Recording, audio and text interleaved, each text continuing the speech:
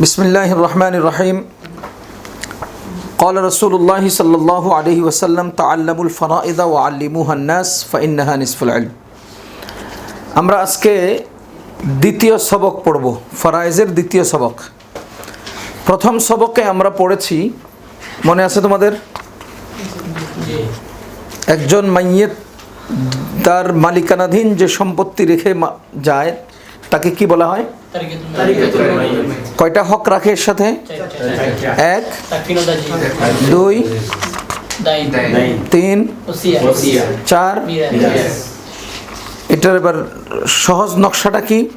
নিজের জন্য হবে অথবা গায়ের জন্য হবে। যদি নিজের জন্য হয় হকটা, যদি গায়ের জন্য হয় দুই অবস্থা।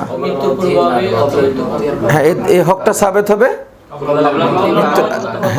বাদাল মাউত। কাবলাল মাউত হলে, বাদাল মাউত হলে আবার দুই অবস্থা। কি কি? হকটা তার কওল দ্বারা সাবেত হবে অথবা বিনা কওলে সাবেত হয়ে যাবে। যদি কওল দ্বারা সাবেত হয় আর যদি তাহলে মিরাস। এখানে একটা মূলনীতি মনে রাখতে হবে যে ওয়ারিসদের মধ্যে বন্টন যে নীতিটা, মানে ফরায়েজের যেই কানুন, তারিকা সম্পত্তির বন্টন নীতি শরীয়তের তিন জিনিস দ্বারা সাব্যস্ত। এক, কোরআন; দুই, সুন্নাহ বা হাদিস; তিন, ইজমায়ে উম্মাহ। ফরায়েজ নামক ইলমের জগতে দলিল কয়টা? তিনটা। শরীয়তের অন্য সমস্ত জায়গাতে দলিল কয়টা?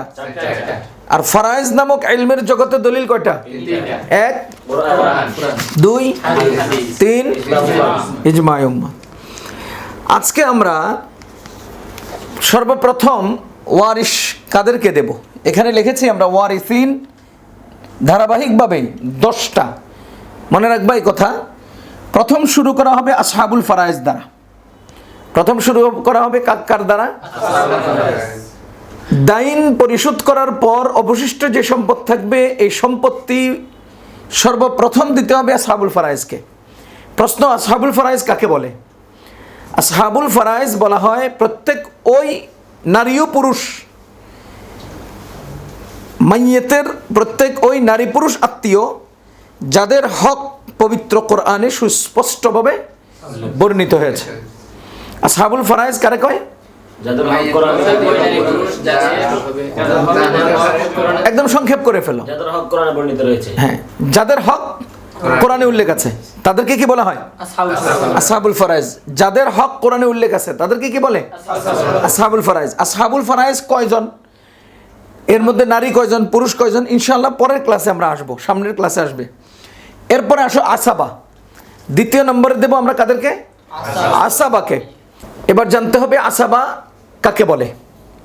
আসাবা বলা হয় আসহাবুল ফরায়েজ নেওয়ার পর অবশিষ্ট সম্পদের মালিক যারা হবেন তারা আসাবা। আসাবা আবার দুই প্রকার। আসাবা দুই প্রকার। আমরা ইনশাল্লাহ আসাবা যখন আলোচনা করব, আসাবার বহসের মধ্যে বিস্তারিত আলোচনা করব।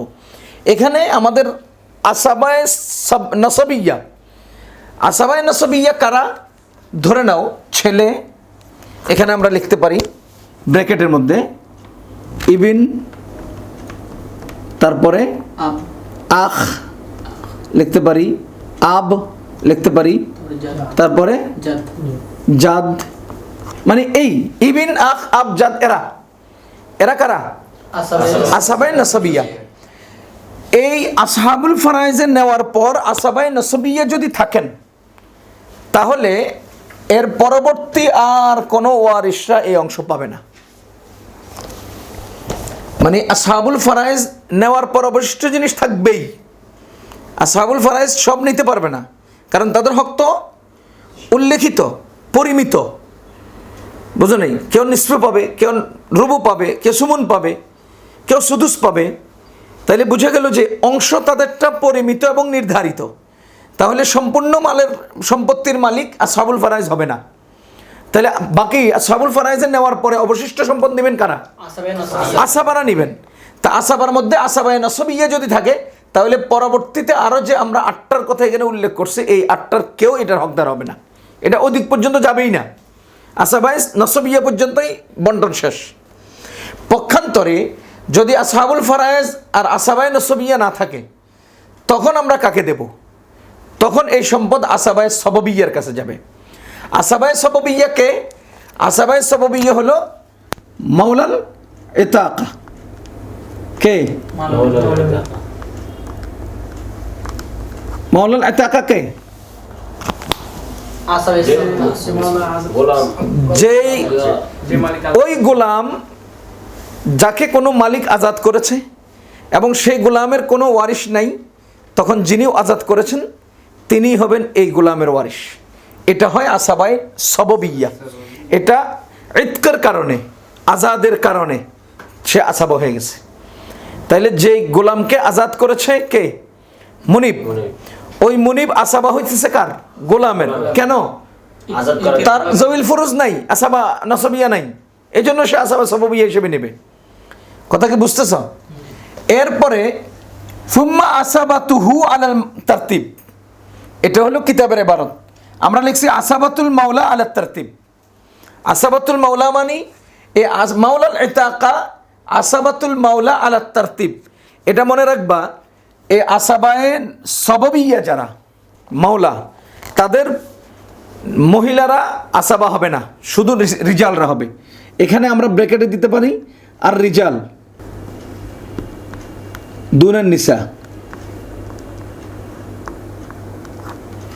কথা কি বুঝতেছ? কারণ মাওলার আসাবা যারা, তারা কখনো মহিলা হবে না, পুরুষ হবে। তাহলে আমরা আসাবায়ে সববিয়াকে দেওয়ার পর যদি আসাবায়ে সববিয়া না থাকে, আসাবায়ে সববিয়া নাই, কথা কি বুঝতেছ? যে মাওলায় আজাদ করছে ওই মাওলাও মারা গেছে। এখন আমরা এই গোলামের সম্পত্তি কাকে দেব? ওই যে আসাবাতুল মাওলা, মাওলার আসাবাদেরকে দেব। আর মাওলার আসাবা পুরুষরা, মহিলারা না। তাহলে মাওলার আসাবাত তারতিব ওয়ার, ইবিন আগে, আখ পরে, আব পরে, জাদ পরে, এইভাবে তারতিব ওয়ার দিতে হবে আলাত তারতিব।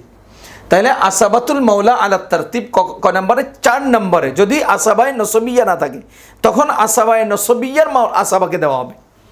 আচ্ছা, আসাবায়ে নসবিয়ার আসাবাও নাই, তাহলে আর রদ্দু আলা যাওয়িল ফুরুজ। মনে করো এই দুটার কোনোটা নাই, এই দুটার কোনোটা নাই, তখন এর রদ আলা যাওয়িল ফুরুজ, এটা আবার যাওয়িল ফুরুজের কাছে ফেরত যাবে। বাস্তব উদাহরণ হলো যে যখন 2 জন ওয়ারিশ বা 3 জন ওয়ারিশ আছে, দুজনেই যাওয়িল ফুরুজ, দুজনেই কি? যাওয়িল ফুরুজ। তো এই 2 জন যাওয়িল ফুরুজের মধ্যে বন্টনের পরে অবশিষ্ট নেওয়ার মতো কোনো আসাবা নাই, অন্য কোনো ওয়ারিশ নাই, তখন কি করব? তখন এগুলো আবার পুনরায় ওই 2 জন যাওয়িল ফুরুজের কাছে চলে যাবে। যেমন একজন স্বামী মারা গেছে, তার স্ত্রী আছে এবং মেয়ে আছে। যেহেতু মেয়ে একজন পাবে নিসফ, আর স্ত্রী আওলাদ থাকলে পায় সুমন, তাইলে সুমন পাওয়ার কারণে মাসআলা হবে 8 দিয়ে। তাহলে 8-এর 1 পাবে স্ত্রী আর 4 পাবে মেয়ে, অবশিষ্ট আরও 3 রয়ে গেছে। এই 3 কি করবে? এই 3 আবার যাওয়িল ফুরুজের কাছে ফেরত যাবে। সুতরাং যাওয়িল ফুরুজ ভাগ বটোয়ারা করে তখন নিয়ে নেবে, যেহেতু আর কোনো আসাবা নাই, অন্য কোনো ওয়ারিশ নাই। সুম্মার রদ্দু আলা যাওয়িল ফুরুজের অর্থ হলো যদি আসাবা এবং অন্য কোনো ওয়ারিশ না থাকে, শুধু যাওয়িল ফুরুজ থাকে, তখন সেগুলো যাওয়িল ফুরুজের মধ্যেই সামগ্রিকভাবে বন্টন হবে, অথবা তাদের পাওনা প্রথমবার পরিশোধ করা হবে এবং অবশিষ্ট যেটা থাকবে সেটাকে আবার তাদের পাওনা সমপরিমাণ করে তাকসিম করে তাদের মধ্যে এটা বন্টন করে দেবে। এরপরে যাওয়িল আরহাম, মনে করো যাওয়িল ফুরুজ নাই, আসহাবুল ফারাইজ নাই, আসাবায়ে নসবিয়া নাই, সববিয়া নাই, আসাবাল মাওলা নাই, আবার যাওয়িল ফুরুজ যেহেতু নেই, রদ্দ নাই। এবার আমরা এই সম্পত্তি কি করব? যাওয়িল আরহাম। যাওয়িল আরহাম কাকে বলে? যাওয়িল আরহাম বলা হয় মাইয়েতের এমন নিকটতম আত্মীয় যারা না যাওয়িল ফুরুজ না আসাবা। মানে মাইয়েতের এমন নিকটতম আত্মীয়কে কি বলা হয়?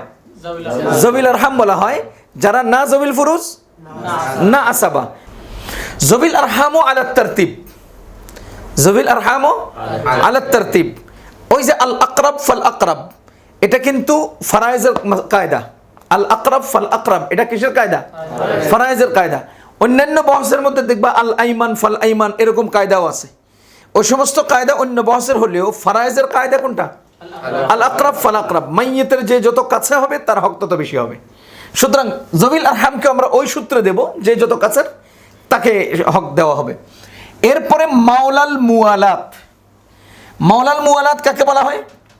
এমন একজন ব্যক্তি মাজহুলুন নাসাব, তার কোনো বংশ পরিচয় নাই, তার কোনো জানাশোনা নেই, মনে করো কোনো এলাকা থেকে উইরে আসছে, এখন সে এই এলাকায় বাস করে, তো একজনকে বলতেছে যে ভাই আমি মারা গেলে আমার সম্পদের ওয়ারিশ তুমি হবা।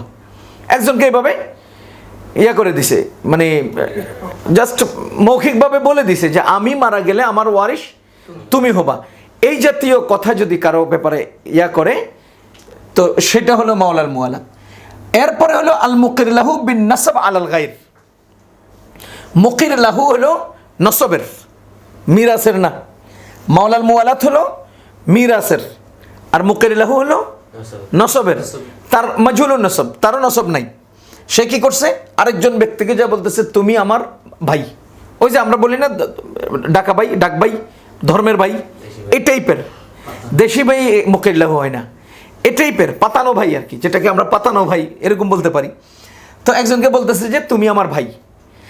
এখানে নিচে দেখবা ইবারতের মধ্যে উল্লেখ আছে যে সেই লোকটা যদি তার ইকরার অবস্থাতে মারা যায়, তখন ওই মুকির লাহুর জন্য তার ওয়ারাসাত সাবেত হবে, যদি তার ইকরারের মধ্যে মারা যায়। আর যদি ইকরার উড্র করে তাহলে সেটা আবার বাতিল হয়ে যাবে। তাহলে মুকির লাহু কখন? এই কোনোটাই যদি না থাকে, কিন্তু আগে বলে রাখছি আমরা পর্যায়ক্রমে, এই কোনোটাই যদি অবশিষ্ট না থাকে তাহলে মুকির লাহু পাবে।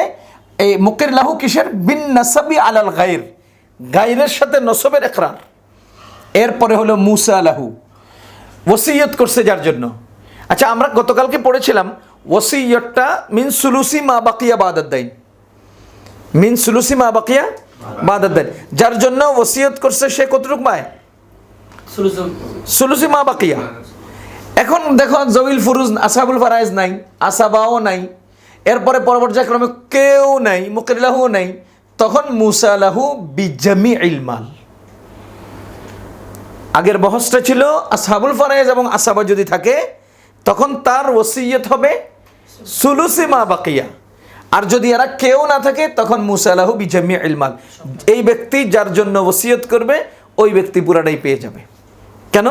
এই জন্য যে তার অন্য কোনো ওয়ারিশ নেই। এবার আসো, কেউ নাই, বাইতুল মালে দিয়ে আসো। তার কোনো ওয়ারিশ নাই, মুসা লাহু নাই, মুকির লাহু নাই, বুঝো নাই? মানে দুনিয়াতে সে ছাড়া আর কেউ নাই। এই সম্পদ কি করবে? আমার মসজিদ, এই যে আমেরিকাতে যে মসজিদে লাস্টবার তারাবি পড়ালাম, ওখানকার সেক্রেটারি জেনারেল সালেহ গনি ভাই, ওনার সাথে গাড়িতে চলতেছি, তো উনি বললেন যে আমেরিকার এক মহিলা কয়েক মিলিয়ন ডলার মারা যাওয়ার সময় তার কুকুরের নামে দিয়ে দিছে। বুঝো নাই? যেহেতু তার ওয়ারিশ কেউ নাই, তো কি করবে? তো কুকুরকে দিয়ে দিছে, হ্যাঁ কুকুরের নামে মানে লিখে দিয়ে দিছে। তা আমাদেরকে আমাদের শরীয়ত কি শিক্ষা দিচ্ছে? সর্বপ্রথম এই দুইজন, সবচেয়ে বড় মাসআলা হলো এই দুইজনের, আসহাবুল ফারাইজ এবং আসাবা। আমাদের দুনিয়াতে সব সময় রেগুলার এই মাসআলার সম্মুখীন আমরা হই, আসহাবুল ফারাইজ এবং আসাবা। এরপরে আর রদ্দু আলা যাবিল ফুরুজ, এই তিনটার মধ্যে আমরা যেতে পারি। সবচেয়ে বেশি পরিমাণে আমরা এই তিনটার মধ্যে যাই। আর বাকিগুলো খুব একেবারে দুর্লভ, খুব কম পাওয়া যাবে। জবিল আরহাম, আসাবাও নাই, জবিল ফুরুজও নাই, এর নিকটতম কোনো আত্মীয় নাই, তখন ওই খালতো বাইরে, মামতো বাইরে, এরা তো আমাদের কি জবিল আরহাম, এরা জবিল ফুরুজ না, আসাবাও না, বুঝো নাই? তো এই কথা এরপরে ধারাবাহিকভাবে আমরা যদি কাউকে না পাই তখন বাইতুল মালকে দেব। এই হলো আজকের বহস। সুতরাং প্রথম 5টা মুখস্থ করবা, একসাথে বলবা, দ্বিতীয় 5টা একসাথে বলবা। এই 5টা করে মুখস্থ করে এরপরে 10টা একত্রে বলতে হবে। এভাবে মস্ক করতে থাকতে হবে এবং এটাকে মুখস্থ, ঠোঁটস্থ এবং আত্মস্থ করে ফেলতে হবে। বুঝেছেন? বলো 1 নম্বর।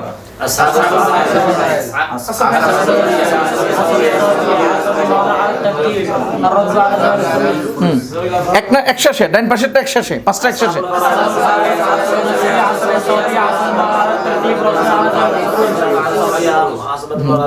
আবার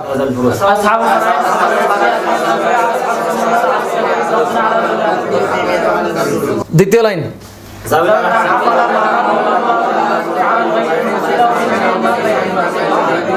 বাইতুল মাল। আবার